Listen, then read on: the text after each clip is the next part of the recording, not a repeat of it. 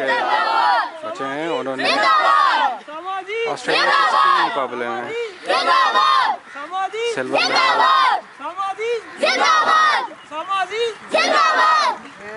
हज़ारा की तारीख में पहली बार उन्होंने ये पोजीशन हासिल की है।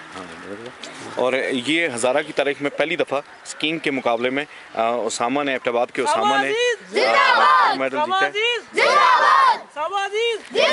है ना। सर आपको कैसा लग रहा है जी? बहुत